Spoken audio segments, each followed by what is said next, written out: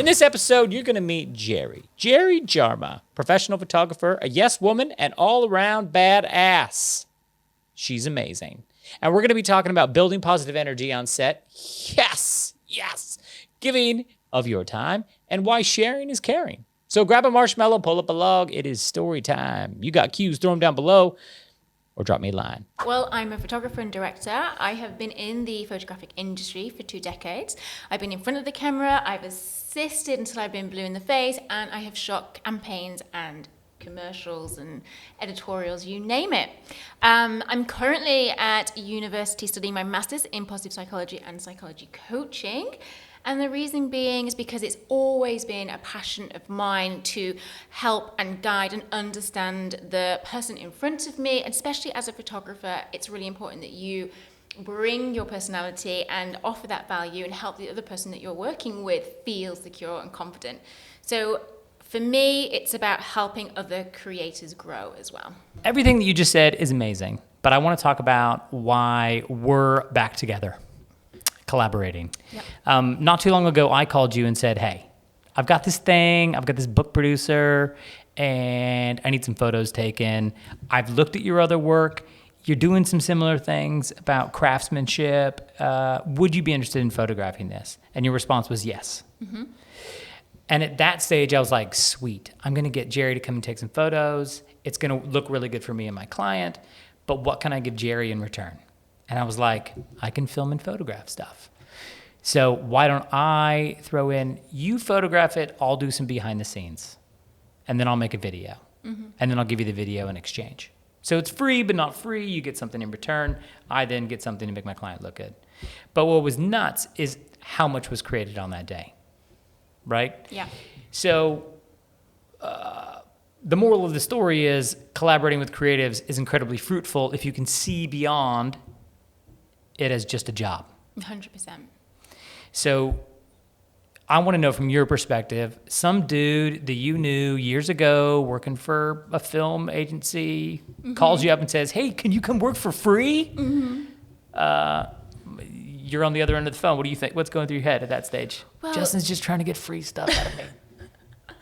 No, actually, my first thought about collaborating is always being enthusiastic and exciting, because I'm always curious to see what other people are doing. And I believe as a creator, to become more creative and inspired is to collaborate and work with other people. And I don't do it to expect anything back either. You know, there's 3 kind of people who collaborate. One kind who know they're doing you a favor and expect something back and will ask you quite quickly. The other person will say yes and then wait and think you're indebted to them. And the third person is the person that will just do it because they're enthused about themselves as a creator.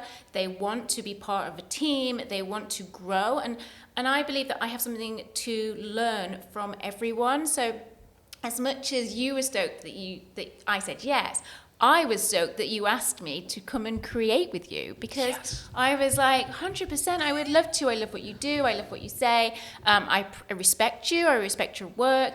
And why wouldn't I want to see what we can create together? If anything, I'm going to learn, and I'm going to see how you do things and get a little bit of inspiration and be inspired, the same thing really.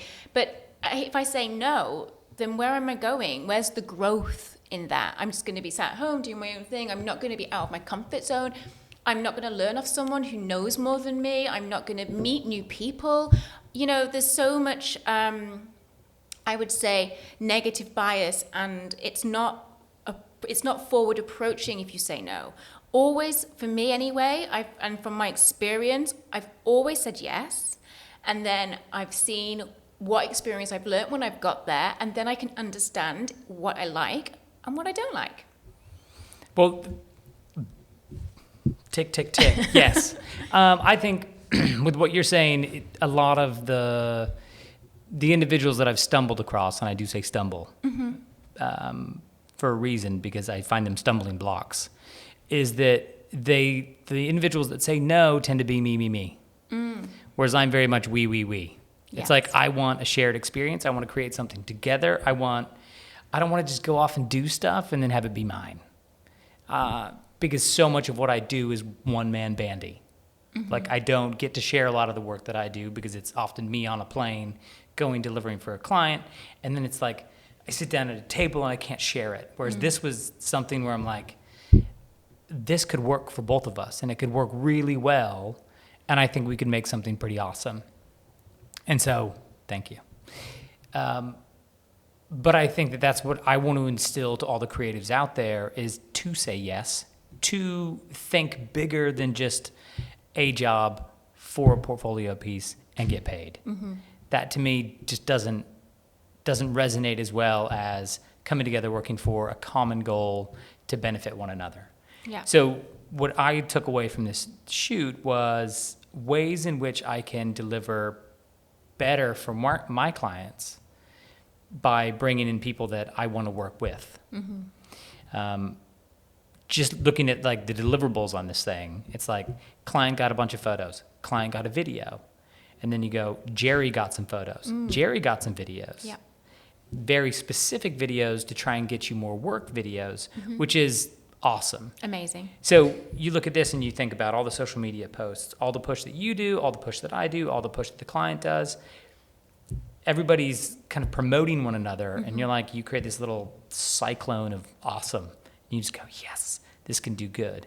And what I want to do with something like this, and when you say to creatives, work with your peers, so then you can almost create test cases and case studies of what you're capable of doing, even though there's no money being transacted.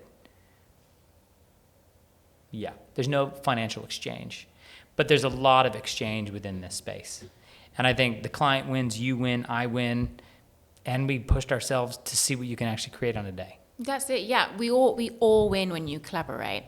I mean, we're kind of in a time now where I think a lot of us are thinking quite differently. And obviously you've got people like Gary Vee, who wrote that great book, Jab, Jab, Jab, Hook, which is precisely what we're speaking about right now. It's about give, give, give, give, give. And then if you do want to do something together, or if I have a job and I need a videographer, I'm going to think of you. If you have a job and you need a photographer, you're going to think of me, because we're there to give our services and skills freely. Now, I'm not saying that, yes, I say yes to everyone and everything. I have to kind of think about the person that I'm going to work with. So obviously I know your personality, I respect you, I appreciate you, I've seen your work, I know we're in alignment with the way we think and what we do. And I have said yes to other people, and then I've got there and I've gone, oh, this was a really bad idea, but at least I've experienced it. And then I've had people that have asked me and I've said no to because it actually wasn't in alignment with who I was as a person, and I knew that I probably wouldn't benefit them. So what I've done is I've passed them on to somebody else who could benefit them, and I've also told that other person that it is a collaboration, but I think this would be really beneficial for you to do. So I've kind of put that enthusiasm and that collaboration mindset with them, and they've gone out and they've also grown. So, yes, I'm saying say yes to as much as possible, but if you think it's not for you, then share that with somebody else. Just keep it flowing, keep the collaboration, keep forward thinking and growth, and with a growth mindset when it comes to creativity. Well, I've run into that with you as well. It's like I've asked you, I'm like, I need to get some food photography done, or I need to get something done. Do you have anybody? You go, yeah. I'm not the right person for that, but this person might be. Or I'm not available. Here's this person. Yeah. And when I moved here 12 years ago, one of my biggest frustrations with this city, sorry, London, this has always been a frustration, is that you don't share. Yeah, that's it. And it's really irritating because I naturally share. If you called me up and I wasn't available, I'd be like, sweet, dude, they can do it, somebody else can do it. And you're like, why did you just give me your other people? Because then you could have lost the work. And you go, no. That is not the way this works. A rising tide floats all ships. That's the way it works. If you needed help, you get somebody to help you on the day that I'm not available. Great. Because it benefits you. And if I think all I've got to keep you as mine is just, you're going to be grateful. Yeah. You're going to be appreciative that I tried to help, even if you use that person or not. So you're probably going to call me again. Yeah, 100%. Hoping that I'm not in town so you can find somebody else. Yeah. But I think this handing work to other people is also understanding kind of like your niche. Like, I am not a food photographer. Yes, I'm a photographer and I've got a creative eye, but just because I can pick up a camera and photograph everything doesn't mean I should photograph everything. You know, I find joy in working with people. I should niche down on that. And I know other people who are amazing at food or amazing at still life, and they are the people that I should give the opportunity to. And I totally agree with you. It's not about mine. I can do it. And yes, I have been there when I was first started out in photography, and I was like, I'll do this, I'll do that. But I was also in that process of figuring out what it was that I liked and what I could do. But as soon as I realized what I was good at, where my skill sets lied, then when you came to me and said, can you do this? And I was like, it's not my area of expertise. That felt really kind of, that felt good, because I was like, yes, I can, but I would rather you have a better opportunity with someone who were actually skilled in that area, and share the work. And they're going to appreciate it. You're going to build up a relationship with them. You're going to be thankful because I didn't just come in and be like, yeah, I can do it. And give you someone else who could do it properly, who wants to do it.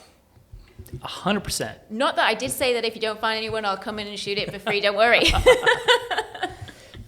No, but also it's like I do know hundreds of photographers that I could have easily called and said, oi, you owe me. Yeah. You owe me a favor to come do this. Mm-hmm. It was that I researched what you were up to, and you had already done craftsmanship, Yes. portrait series, and I was like, this could work for that. See if she's open to it. And yeah, it's also about just understanding one another and making sure that you are in alignment, that you know that I'm there for you likewise, but also knowing yourself, which is the most important. 100%, yeah. Because for some reason I've turned into I'm the travel photographer for holidays and the birthday party photographer. It is very strange. It has happened recently in the past 2 years. Like, I get called, you're like, can you come photograph my 50th birthday or my 60th birthday? We need somebody to be here to like be with my friends, but not like be the photographer, but just like be here. And I'm like, oh yeah, I can do that. But can we just say that these birthdays are extraordinary people? They're not just like Joe Logs down the road. Okay, they're a little like bit different. Amazing, awesome people. So yeah, They are pretty cool birthday parties. they're pretty cool birthday parties. But it's one of those things where that is my niche. That is this like sweet spot where if you say, I need you to get on a plane, I need you to go far away, I need you to pack all this stuff and do all these things and do it, I don't blink. If you say, Justin, I need you to go into that studio and I need you to light it and I need you to photograph a book, I'm like, what? I do not. It is in my wheelhouse and I could do it, but I just go, oh my goodness. That is not where my passion lies, and that's not what fills me with joy every day, and that's probably not where I should be. I should probably go, I'm going to call some of my still life people, and they can do it because they get filled with joy when that phone call comes in and goes, yes, I'm going to nail that photo of that book, and it's going to look so pretty. And I'm like, nope, not for me.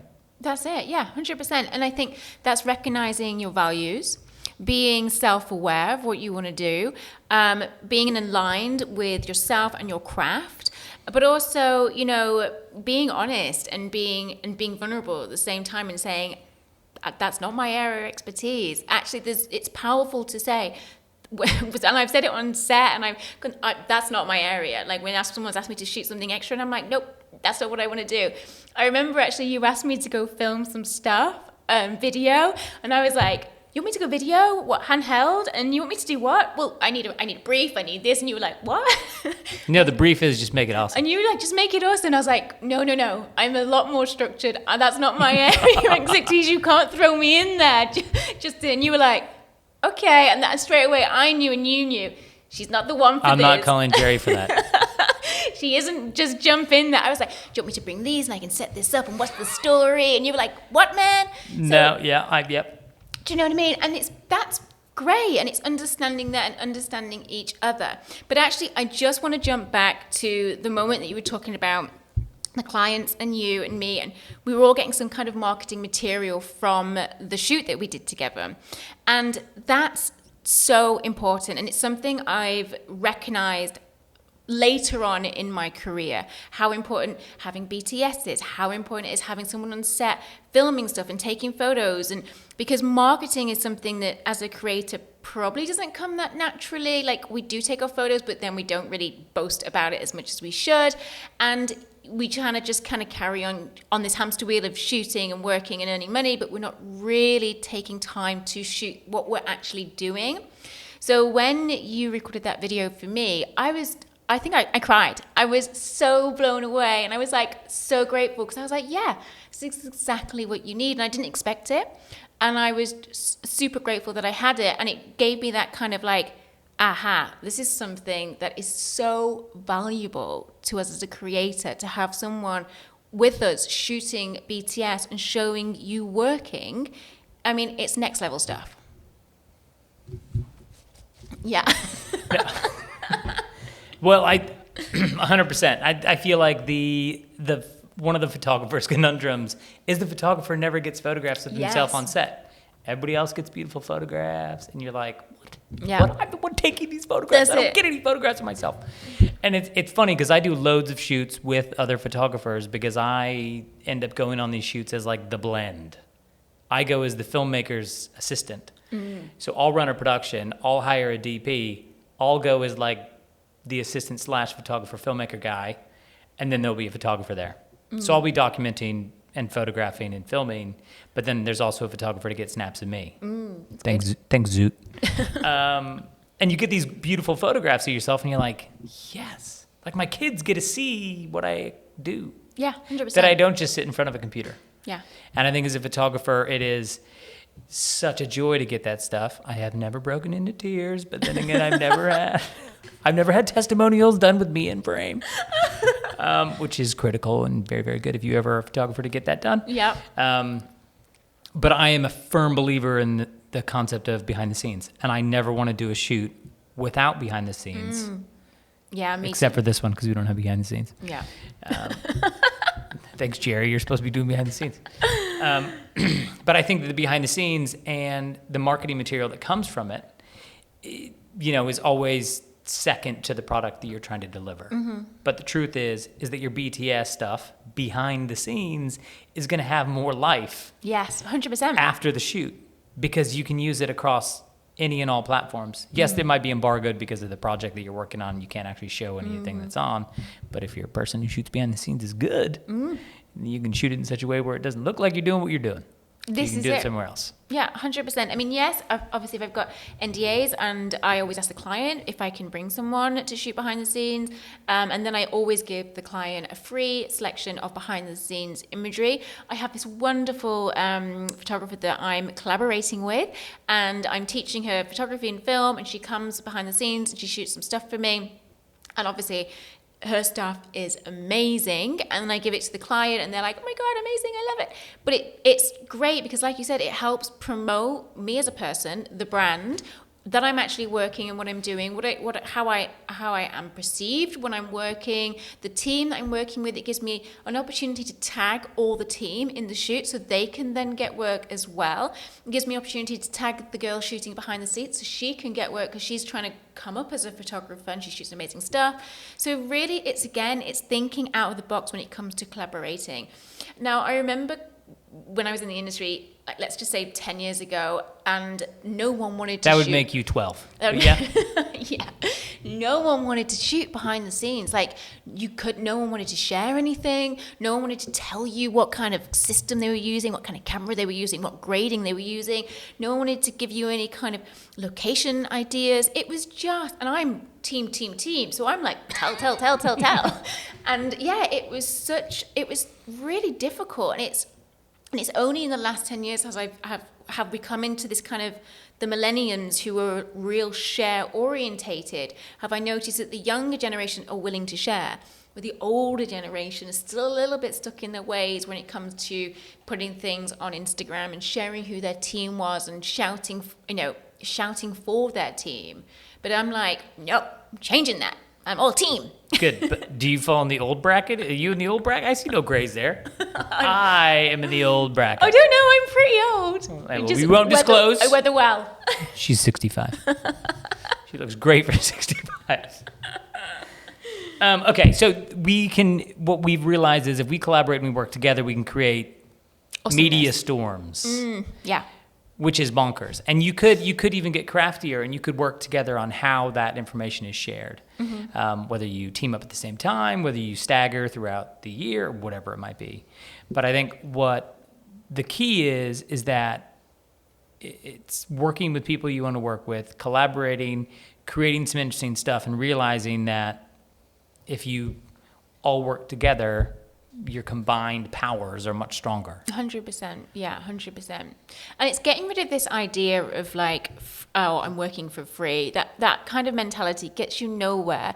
You know, it's not about working for free or volunteering your time. It's about understanding you've got a skill set, the person's got a skill set, and you're going to both create something awesome, experience something new, learn something, grow, give each other opportunities to share the work, meet new people, and especially if someone's asking you all the time, oh, if you want to do this, do you want to do this, and it's really in line with who you are, and just go for it, have fun. And I think when I ever do anything for free, I always feel like the pressure's off, because it's freedom to be creative and throw ideas around, and we're just there to kind of have fun. And, you know, the clients are going to be really happy, we're going to make people happy. So it's just that freedom without the pressure of like the client is paying, do as you're told. Yeah, I also find that people, you know, you want the budget, you want the job, but then what happens is sometimes the goals get lost because of the budget, because of the timing, because you're like, oh, but the client wanted to do it this way, and you're like, you can't actually be fully in control of the creative. Whereas if you do it for free and you work with somebody you want to work with, you talk about it, creativity unleashed. There's no specifics. There's no budget restraints. It's all upstairs.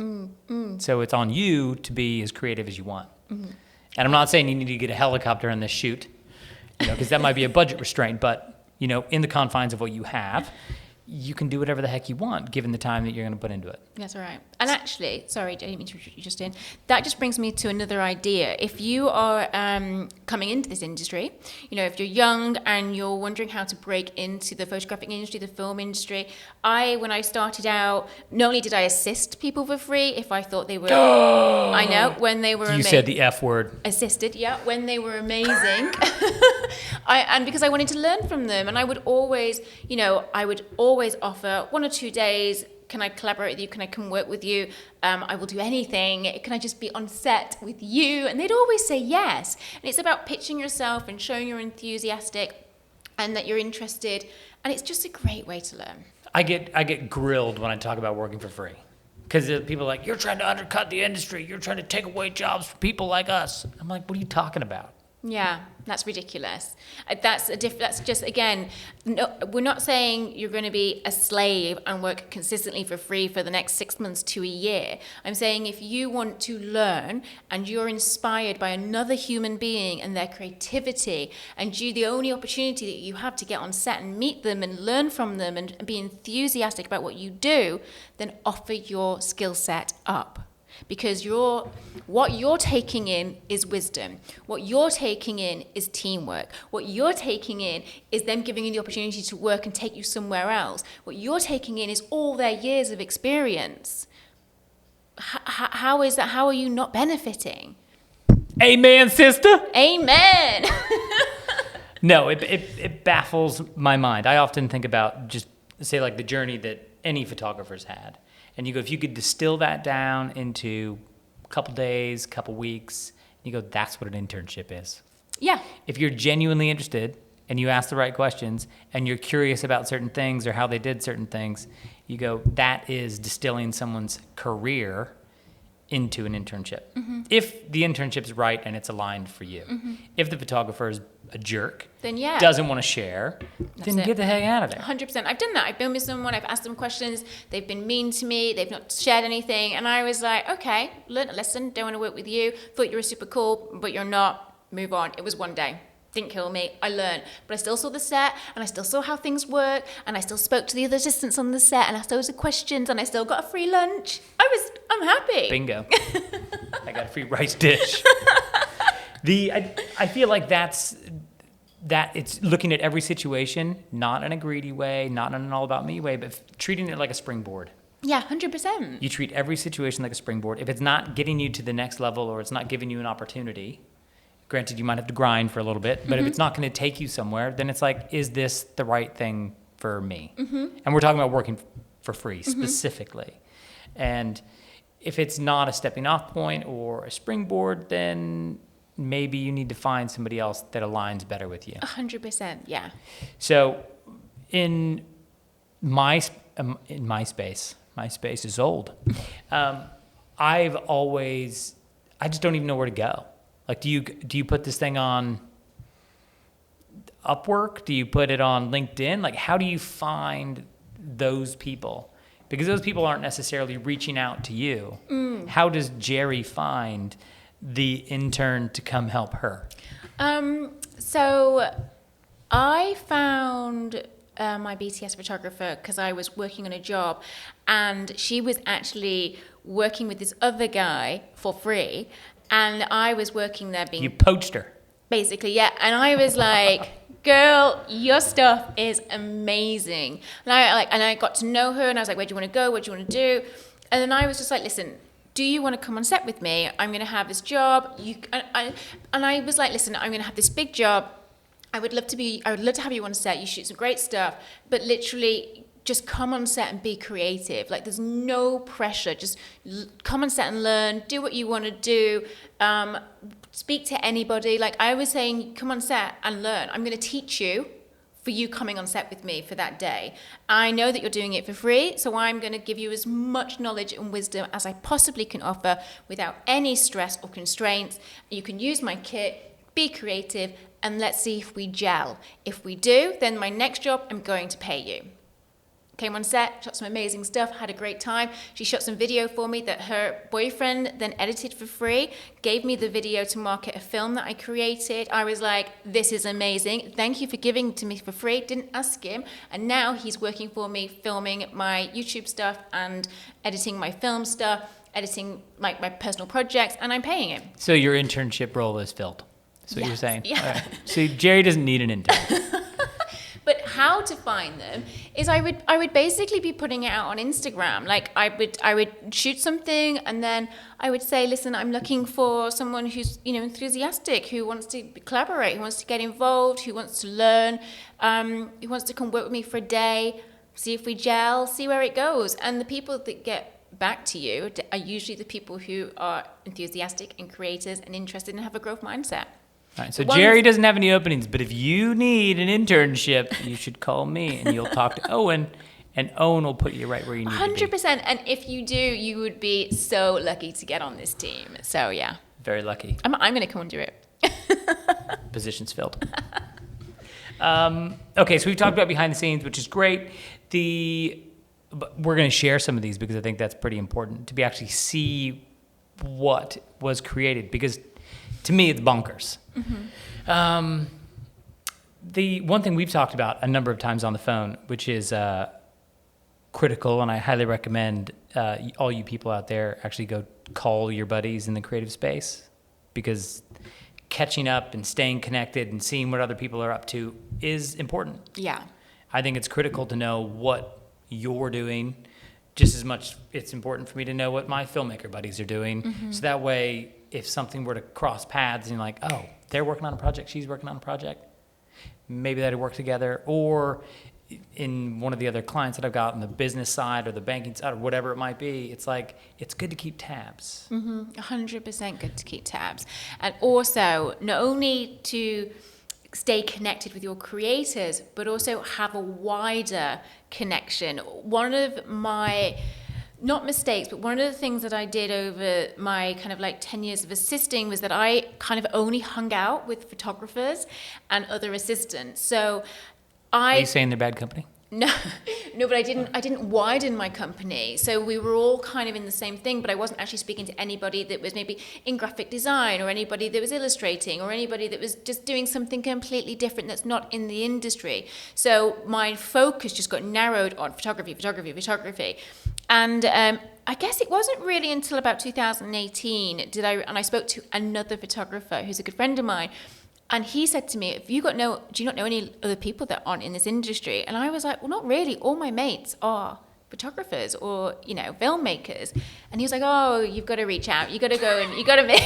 You've got to mix with other people. And I was like, actually, yeah, because I've got to just get different insights and, speak to people about different things like business and marketing and sales and all that kind of stuff. So that's when I did. I reached out, got mentors, got coaches, met a wide range of amazing female entrepreneurs who I'm now in like their group, and we talk about everything from book writing to business. They've not only kind of like widened my mindset, but also just like my world. So I'm no longer in my just photography bubble. My bubble has now got bigger, and I've got other people in there bringing other opportunities and ideas and pointing me in different directions, which is amazing. So widen your bubble. Yeah, 100%. This should be the Jerri Show.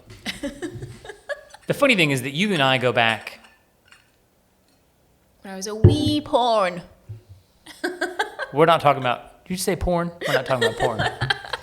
We go way back. We go back when I just moved to London and I was like trying to get every single job under the sun. I'd do it for 2 cents. I think that company paid me a little bit more than 2 cents.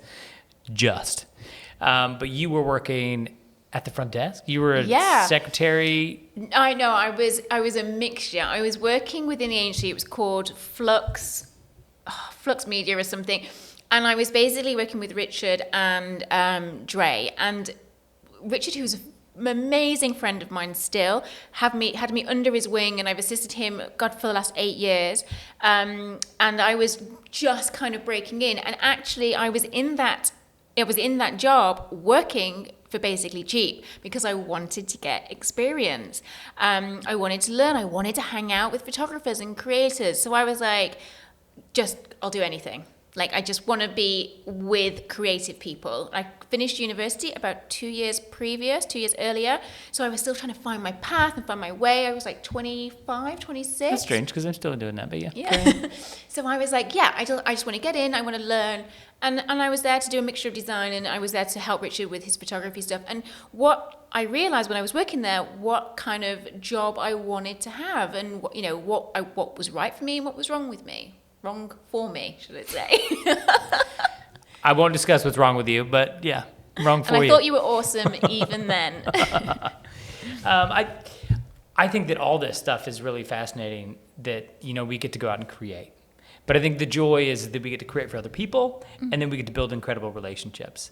And I feel like the stuff about BTS and the marketing things that we're talking about is really just a way to reconnect with people. Yeah. It's like when you create the behind the scenes, or you create marketing stuff, or you post on social media, or whatever it is, it's really just a way to be top of mind in the eyes and ears of people that know you. Mm-hmm. I mean, yes, of course, marketing to try and get more work, but really, it's just a way of, letting people know that you're still out there, still alive. Still breathing. You're just engaging. You know what I mean? You're engaging. You're showing that you're enthusiastic about what you do, and, And I guess people like to see behind the scenes. I love seeing what's going on. I want to see you on set and what you're working on. And I love all your travel stuff and who you're hanging out with. We're social people.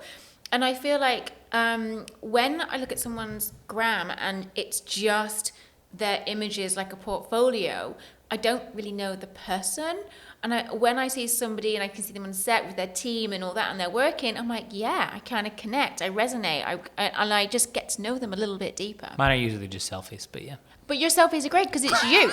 But you know what I mean? It's you. It's showing you're with people, and it shows that you travel around the world. It shows that you're interested in people. And that's what's important. Okay, so we've talked about it loads on the phone, and you're doing a master's and trying to help people find their path and their way. Mm-hmm. I think it's hilarious because I'm old and I'm supposed to know what I'm doing. And I look at all my friends who have like normal jobs that know what they're doing, and I go, okay, maybe I'm supposed to have it figured out too. But you're like, nah, this is just way too much fun. Like this little roller coaster, I'm going to ride it till the wheels fall off. I'm going to try all sorts of stuff and just do it all and see how it goes, and not be pigeonholed into one specific thing. Because I just want to dabble and try, and if it works, it works. And if I like it, go that way. And if I don't. go the other way. But we've been talking about finding your passion and finding your why. What drives you? Yeah.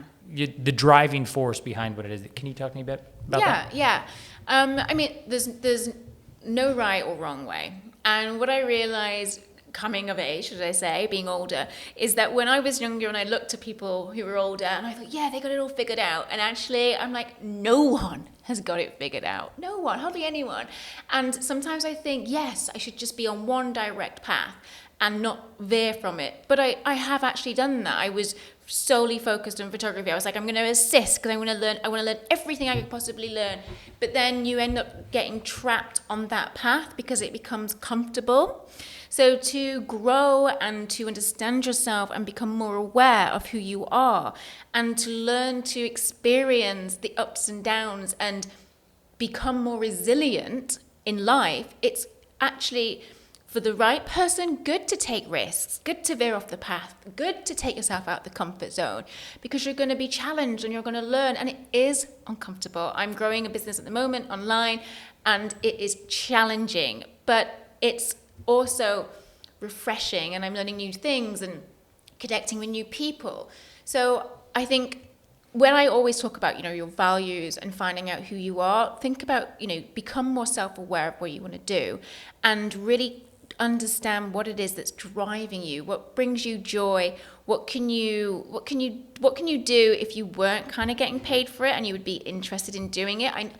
Finding a purpose and meaning, I always think is quite deep, but I'm like, just find something that you love to do, that brings you joy, that's in your kind of area or in your kind of zone of genius that aligns with you, and just keep moving forward and take risks and take challenges and take yourself out of your comfort zone. Because I've been in that comfort zone, and after a while, it can become pretty depressing. I think that's hard to say to somebody who sat there trying to find purpose, and they're like, this is comfy. Why would I want to get out of that steady paycheck to go to a job that I'm not quite sure whether it's going to be paying me as well or as frequently? And I've got kids to feed. I've got a house to pay for. And you go...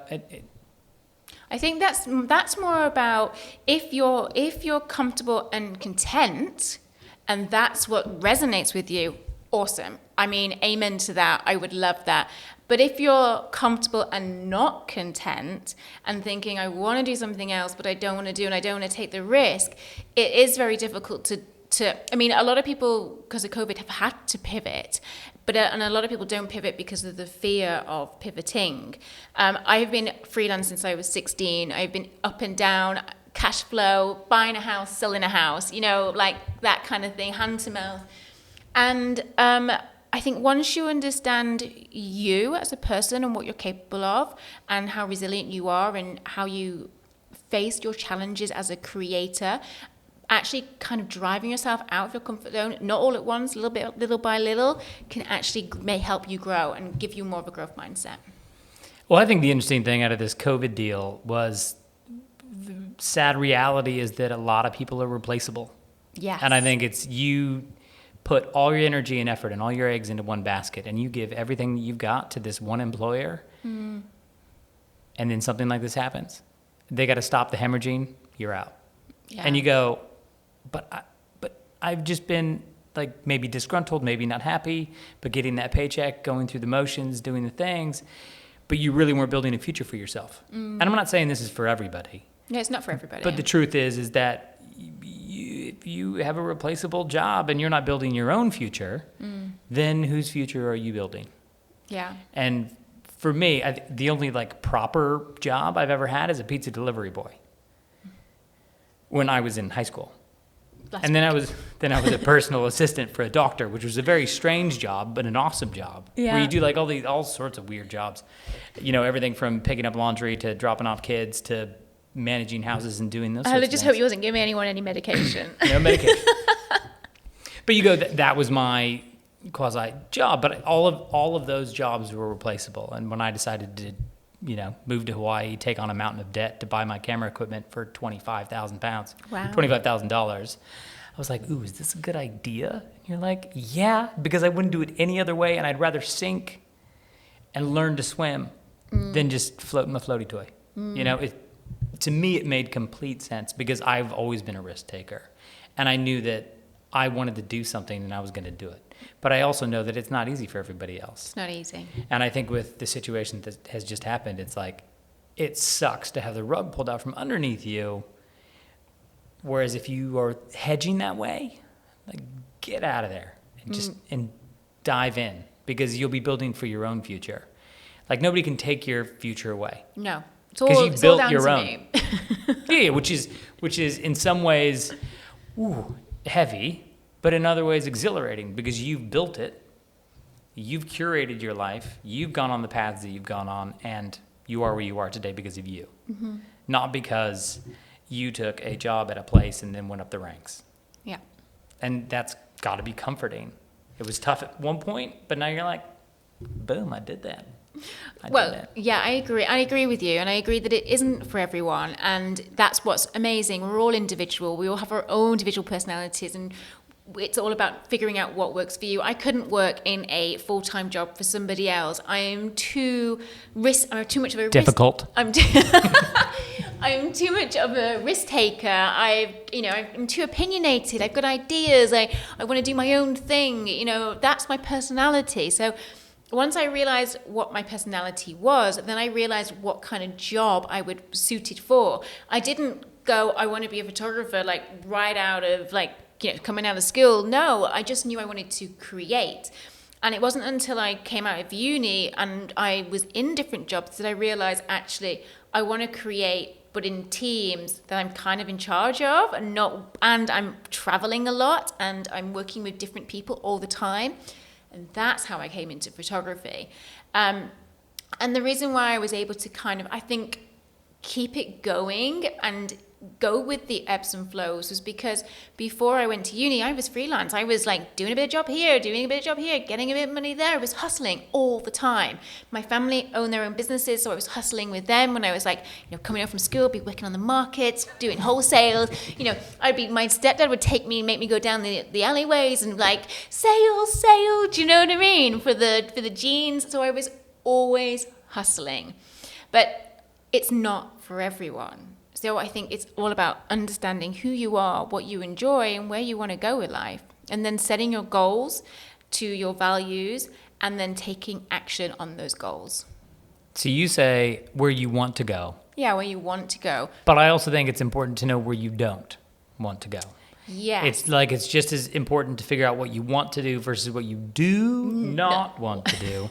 Because if you figure out what you do not want to do, you know that you just cut that path off. You just go, boom. Yeah. Sweet, that's not happening. So every other way, and then you find another couple things you like. You go, okay, maybe I'll dabble in those. But you go, ooh, I don't want to do that. Bonk, done, off. And I feel like when you sit somebody down and say, you need to find your passion, that is a daunting task. Yeah. And you go, I feel like you need to figure out what you really do not want to do. And you know what? Go. Sorry, that brings us all the way back round to collaborating. Because by collaborating with people and getting in there and offering your services and skill sets and wisdom for free, you're going to have more opportunity to figure out who you are and what you do and don't want to do.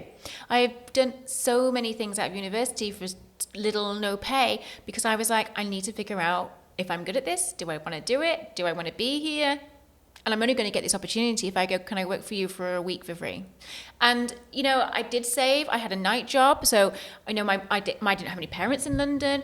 My mum lived in Cyprus. So, I had no support, no financial support. So, I worked at nights. I did 3 months once for free, coming out of uni in a design firm in the middle of the economic crash. And I had to work at night and in the day. And I was coming home at something like 4 a.m, sleeping till 6, 7, getting up, getting on the train and doing that 3-4 times a week. 3-4 times a day. A week. Is that why your other friends had proper jobs and they were going out and having pints and? Yeah. And I was doing it because I was trying to figure out what I wanted to do and who I wanted to be, and I just knew that these were the opportunities that I had available, and the only thing that I had to give was my time. And that, my friends, is full circle. So the long story short is you need to collaborate, but you also need to collaborate to figure out what it is you like, what you don't like, and by proxy, figure out where you're going to go. That's it. Yeah. So obviously the thing about working for free, it's really easy to sit back and say, oh yeah, but you had support, didn't you? You could easily go work for free. And I have to throw my hands up. When I came to London, I cycled and peddled sandwiches all around this city. Nice. But I had support, right? I went and did this horrible job and got paid peanuts, and then did my little side hustle and got photo work randomly. But my girlfriend at the time, now my wife, was paying rent. So like I didn't have to pay rent, which is atrocious when you come to the city. So you go, I had support. Go. Yes, it's very easy to say you can work for free when you have support, but actually I didn't have support. I hustled my little ass off. I worked nights till God knows what time in the morning, just so I can have money to get on the train. I did promo jobs left, right, and centre. Stood in the cold in the tramway station, handing out leaflets. It's god awful. I hate those. I literally was like, why am I doing this? I lived in this house of, it was like a Victorian pit with a woman who was lovely but had an obsession with pigeons, and we had bed lies just so I could pay like £130 a week rent. I hustled my little tush off. I did have a partner at the time who was helping me with a little bit of rent, which was amazing, but then I still had to pay, I had to contribute to that as well. But when I first came to London, knew no one, had no parents to give me any money. Like, I have parents, but they're not in the place to give me cash. They're like, you do it, you're independent, work, slave, find a way. And that's what I had to do. That was actually, well, hindsight, that was actually a gift. Yeah. And thanks, Mom and Dad. Thank you. So they never handed me any money. It was like, you need to go find a job or do something, work nights. So it did make me more resilient, but it also made me really conscious about what I wanted to do. I had to figure out my path and my drive pretty quickly. And my core of everything I did was being creative. I'm a creator. So not as a photographer, as long as I've got something that's creative, I will work for free, because that's something that drives me, that puts me in my flow. And I will hustle at night until the sun comes out. And I was young. I was young, so I had a bit more energy. Time was on your side. Time was on my side, so I could stay up and work till 5 in the morning and then get on a train at like 7 to get to a job. But it is possible. And I still do it now. It is possible. It's just you've got to find the way. Well, when you say that when you say work for free, and I hear that story, I've never heard that story before, that actually solidifies working for free for me, because it's like you knew what it took to make money, to hustle, to get to where you are now, and you had to pull every string in the book. You had to live with pigeons. Yeah, pigeons. And now when you say go work for free, I go, if she had to do that and she's still saying go work for free, all right, it's worth it. Yeah, 100%. And actually, it just brings me to one more story regarding a good friend of mine who's a photographer. When I was working at the agency, I was like, please can I assist you? Please can I assist you? I will do it for free. And he was like, well, you don't have the skill sets to come and assist me. So I Googled, like, what skill sets do I need to assist him? And I knew that there was this new technology coming out at the time called Capture Pro. It was brand new. It was coming out and they were doing courses. So I was like, I knew that he didn't use it because he wasn't very techie. So I was like, right, if I go learn this and pay, and it was something like 250 or something pounds at the time, and I got a certificate, he will then take me on to assist him for free for a couple of days to see how well I would do. So I used my money that I had left. I paid for the course. I did it. And then I said to him, oh, I've got this new course. Oh, you mean this little certificate? Oh, yeah. And this little certificate that nobody else is doing at the moment and you need because you don't have it on your set. And he had an assistant at the time, and I didn't push him out. But he wanted to move on to new things, and I helped him move on. And I was like, I have this skill set now. Can I come work with you? And he was like, yeah. And then I worked with him for like 8 years. So it's recognizing that opportunity and really understanding, where do you want to go? What do you want to do? Take the chance and the risk and give your time. 100%. I mean, that brings on another thought from our friend Gary V. He often talks about how he couldn't even get a job in his own agency right now. He goes, he wouldn't have the education, he wouldn't have the skill set, he couldn't employ himself. Yeah. But yet he's the CEO of the company. And I find that fascinating because I look at productions that I've put on for particular clients. I couldn't get a job. I mean, I have a degree in documentary film and journalism. I've got loads of experience. But on paper, I could not get a job in that company. Yeah. But I can run the production that company has just paid for. And that to me is fascinating because whilst I didn't go on that journey to get those degrees and to get, that certification, I went on my path to get me to where I am, which allows me to do what I love to do. And where Gary talks about, and you're talking about, is how you need to figure out where you can add the most value. Yeah, 100%. Which you did. You figured out there was a hole there that guy needed filled, and he needed somebody to run the computer, the program. Yeah, the digi, yeah. And you go, if you can then just get that, that just gets you in the door. And then your personality just swings it open. And you go, that is over-delivering, being smart, listening, understanding. And if he doesn't understand that, then you go, he's probably not the right person to work for. But he did see it. And then you can use your creative mojo, your personality to butter everybody up, and then you're already in the door. That's it. And do you know what? I didn't realize at the time what I was doing. I just knew that I wanted. It wasn't. I just knew that it was something that I wanted. I wanted to be on set. So I was just like you said, I found a way. How do I get my foot in that door? And then the rest is history. And that's it. It is. I find the photography thing and being assistants. I often go and assist photographers. I have zero assisting skills. I have no idea why. I wasn't gifted with them, but on set, I'll run capture, whatever the heck it's called. Yeah. I basically do a 5-minute YouTube tutorial before I show up, learn how to use it. But then I just butter everybody up as they come through the line, and everybody feels really good about getting their photo taken. The photographer goes, that's great. I want you to come work with me. That's amazing. And just, it's the boring thing about having to go, if you're in a location where there's loads of people and you have to keep rifling through people, bring them in, get the portraits taken, make sure they feel really comfy. And I'm like, that is so my job. I could so do that. It's like when we go do shoots for various TV companies and they're like, we need to do Vox Pops. I'm like, I totally got this. I've got an American accent. I can go approach anybody on the street in the UK. They'll be like, you American or Canadian?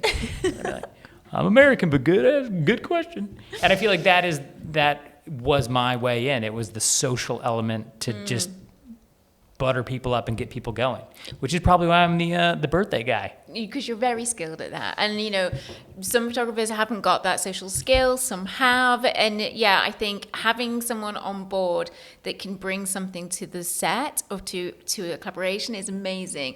When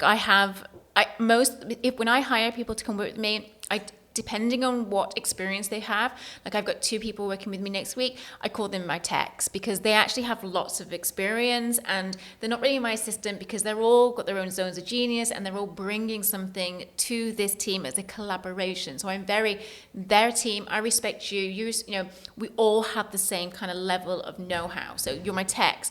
And then if someone is learning with me, then I call them an assistant because I'm actually there to help them grow.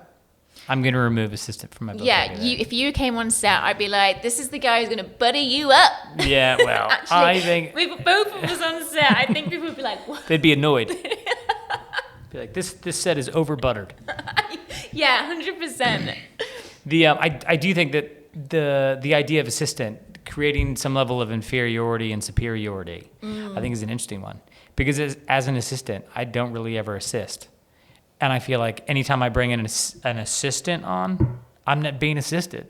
No. They're fully capable of doing this by themselves. This is it. We're actually just partnering up to do the job. 100%. I mean, the assistant thing, I prefer more the, not the intern, the trainee or something, someone who's new and coming in. What you mentioned it, when you go to a job, I can't think of the word. Anyway, it's just if you're I don't know. I haven't been on one in a really long time. If they're learning from you, fine. Then they're kind of an intern. You're teaching them, and I would say they're an assistant. But if they're on the same level as you, they're not there to carry your bags. They're there to help. You're there as a team. You're there to collaborate. I'm actually there to carry their bags. I think I'm actually a pack mule is what I should be. You would definitely come in on my sets then. I'll be load you up. Zero responsibility. I just carry the bags. Advice you give to an intern or somebody who is on set. One of the things that infuriates me is when you have to be on set and constantly reminding and telling the individual what to do. And I want to instill in people the same work ethic that I have, which is I'm just going to continuously be doing stuff. I'm going to be doing stuff, whether it's what you need me to do or an additional thing that I need to do. It's just like with my clients, I never want to be seen on the phone. I never want to get that thing out on a day, because if I worked all day, full tilt, and crushed everything for a millisecond, that client turns around and sees me on the phone. They go, he's the guy on the phone. I mean, and this goes into every element of my work, from the stuff I do on planes and travel around to the stuff I do down the road, which I often don't do down the road because I don't like working in London. I do not like to be on my computer, and I do not like to be on my phone, because I don't want that one glance to tarnish what I've worked my tail off all day to do. So if you're trying to get a hold of me on a shoot day, good luck. It's not happening. It's like the phone is in the bin. If you call 3 times in a row, I know that you're probably in trouble. So I might look at my phone. But other than that, that thing's not coming out of my pocket, because that is too precious. And I feel like there is something that I hold the client in such high regard, and I value the fact that they brought me in to do it. I don't want to lose it. What do you say to that, Jerri? Well, I've got 3 things to say to that, actually. The first thing about an assistant coming on set and them having the opportunity to be busy. Now, that actually, from a person from that perspective, being an assistant, that really depends on the leader, the photographer, the creator, and how you come across to that assistant. If you come across and say something to that assistant, you know what, I know you're learning, just, get involved. You can't make mistakes. Just, learn. If you don't know what you're doing, ask me. It's fine. They will then feel more comfortable to make themselves busy and to learn. But if that person comes on set and the leader, the photographer or the creator makes that person feel inferior from the get-go, that person's not going to make themselves busy, because they're going to be terrified to make a mistake, to break something, to get in the way. So they actually So they clam up and they close down, and if they speak to other assistants, say you've got more than one, and those assistants are rude to that person, I've been there, and tell them that what they've said is stupid, or that's not that, and whatever, then that person just closes in even more. So that kind of leadership comes from the creator of the set. So when I have newbies on the set, I'm like, listen, you can't make a mistake. Just if you can't set up the stands, you can't set up the lights, or if you don't know if you're doing something right, don't just ask me. Just come over and ask me. I'm taking you on as an assistant to teach you. And then you're going to get more comfortable with me as we go along, but don't be afraid to learn on my set. But if I want someone who knows their thing, and then I'll get a tech. And I'm like, you know your thing, go do it. I'm not going to question it. There's no wrong. There's a million different ways to light something. There's no right or wrong way. My priority is the client having fun and the people I'm photographing having fun. The rest of the shenanigans behind me, the digi, the lighting, as long as it looks good, I don't care what you do. Do you know what I mean? As long as it looks good. And then coming to the third thing about your mobile phone, I 100% agree with you. But as a working photographer, you have to get a VA. I have a VA who, if I'm working on set for big jobs, I'll be like, this is my email. If anything comes in, answer those emails. Because clients want, in my area of expertise, want answers to quotes. And they want it now. They want images. They at least want to hear from you, because they work in corporations and they don't have patience. So I have to make sure that they're getting answered to by my VA. But if I see my techs on their mobile phones, and something doesn't look right, I'm like, mate, please, like, you're meant to be my second pair of eyes. I'm here to entertain and take photos, but you're here to make sure that everything is going well. So yes, I agree on that they shouldn't be on their phone. I was never on my phone on set. Well, I think I agree with myself. I agree with you. That being said, yes, the clients who do need stuff. Oi, mate, get off the phone.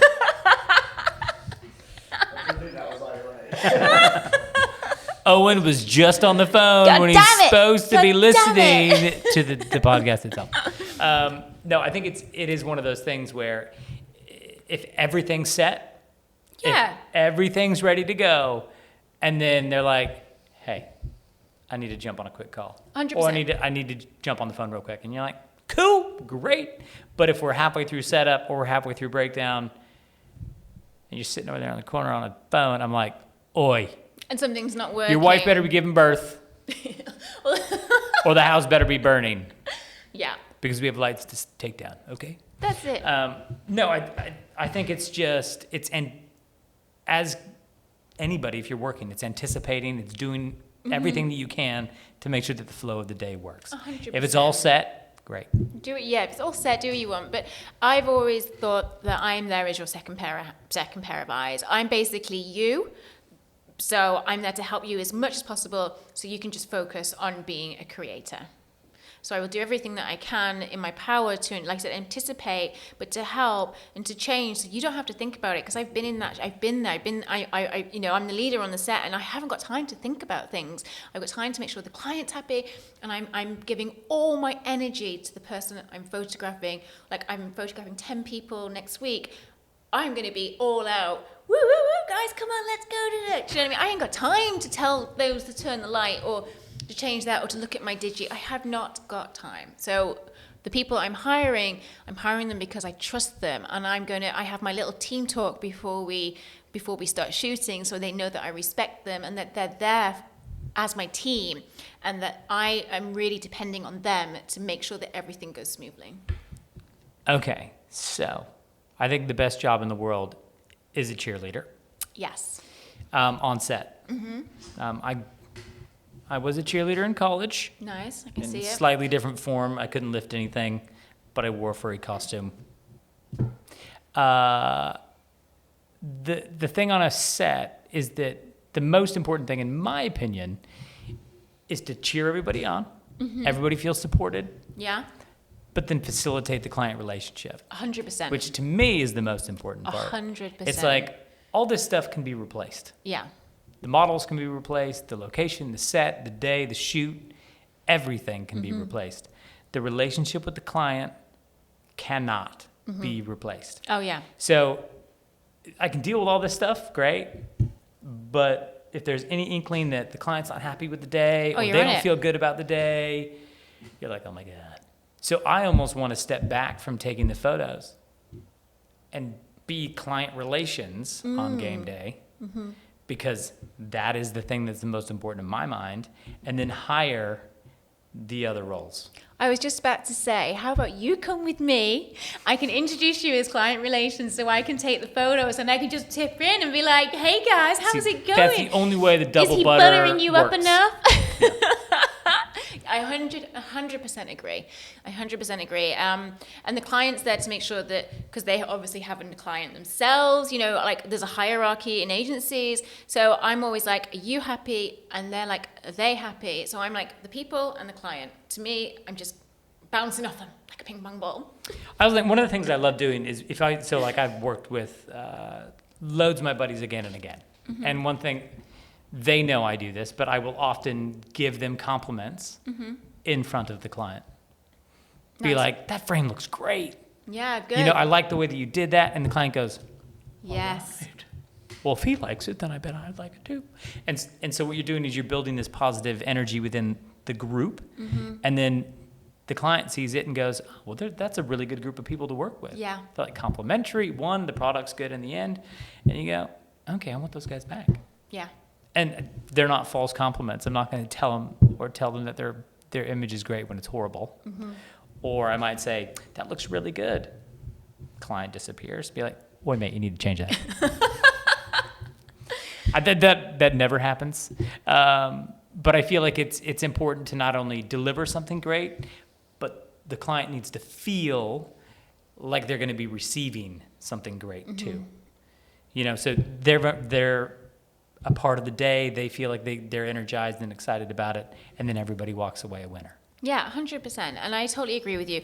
And that comes with being confident with who you are, because I've, like I said, the experience of working on so many sets, that's only ever happened when I've worked with a photographer who truly knows who they are, is confident in their own shoes, and understands that just because they've pressed the button doesn't mean it wasn't about the team creating that image in a sense. So they're happy to say, that looks really good, I love that grading, the way you've lit that's brilliant. And they don't say, oh, I did it, oh, I lit that, I told you to light it that way. Do you know what I mean? It's like, so that's awesome. And yeah, and I guess knowing that you are confident with who you are and what you do, and bringing that to the set, like you said, it makes for such a better environment, and you get so much more out of the people that you're collaborating with or working with, and the client is definitely going to hire you again because it's a positive, forward-thinking, solution-focused, confident leadership environment. Boom. The idea, so in that group of human beings, what I often find, and you've alluded to it, is the idea that when you're confident as a leader or photographer or filmmaker, whatever it might be, is that you need to actively be complimenting others. 100%. And I feel like if somebody's lighting it, you'd be like, that was Dan, you nailed it. Yeah. That was Jessica. Nice work, Jessica. Yeah. Or whatever it might be, if you're sending that out and you're giving credit to the individual that took that photo that's going to go on your Instagram feed, if you're saying that it was somebody else's idea, well done. Everybody's a winner.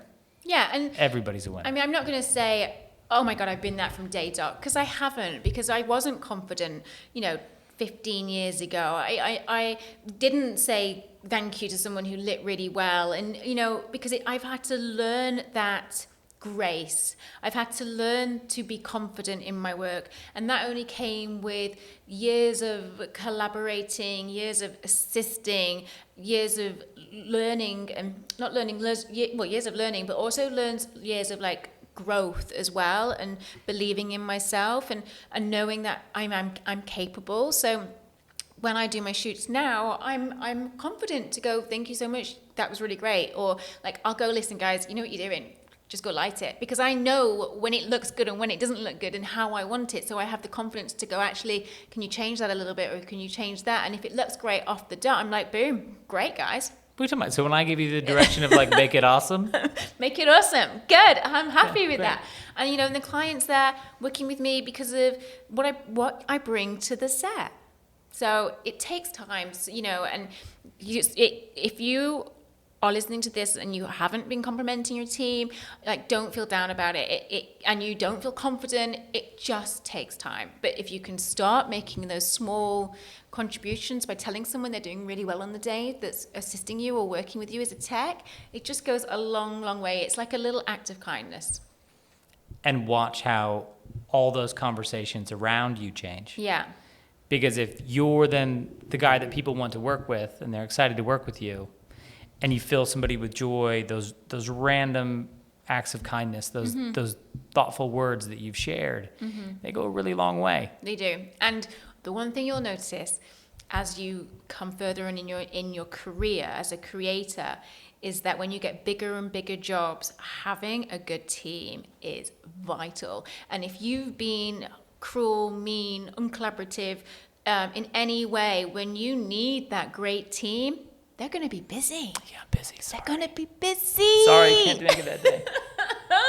No, I've got to. This is it. I've got to walk the recycling bin. Yeah, you can't produce those awesome shoots without a great team. It's not I, it's us. We. It's we. But there's no, yeah. We. So the flip side of that is, you're showing love to, say, the individuals that are on set. What about the clients that don't tag photographers in photos they're putting online? Oh, I don't. I honestly, what can I say about that? It's a kind of an old age thing again with the whole secrecy thing, like who shot this and who shot that. And some photographers might be shooting things for money, so they probably don't want to be tagged anyway. And other photographers, if they've got a really great job and they want to promote it, then the photographer can probably promote it. But like, I will never force a client to tag me because I think they feel uncomfortable. And that's why I go back to getting your own BTS stuff. Like, it's your responsibility to promote yourself. It's not the client's responsibility to promote you. It's your responsibility. I like that angle. Yeah, it's your responsibility to market yourself, take responsibility, ask if you can have BTS stuff.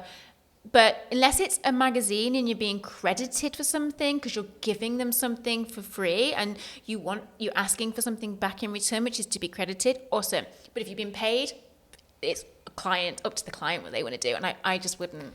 I think it's interesting, though, because in some client situations, it would actually better them to have you tagged in it because this is a social media world. Mm-hmm. And you go, it would actually be better if you did tag the photographer because more people would see it. And you look at, say, the marketing world right now, which is influencer marketing. Mm-hmm. And it's like you're desperately trying to get their name on your thing to then market it further. So why would you not tap the photographer that shot it or the model or the individuals that were involved? Because really, it's only going to broadcast you more than what you had. Yes. So I guess it's... Yeah, I have a mixed review on that. I think, yes, it would broadcast them more, but it just depends on their own mindset towards marketing and growth. And again, we're a service provider where they are the client. So their attitude is, I'm the big wig, we're services. Do you know what I mean? So I'm helping you market your business. It doesn't matter who shot it, as long as I delivered on my promise and gave you a good experience and gave you great images. And if you want to be a part of that tribe and help promote me as well, because that's what really they're doing, they're promoting you, I'm grateful. But if they don't, I'm still grateful. And I'm going to put it on my Insta anyway with all the BTS stuff. Bing, that is the episode. We'll catch you on the next Collaboration Station. Thanks, Jerri. Thank you.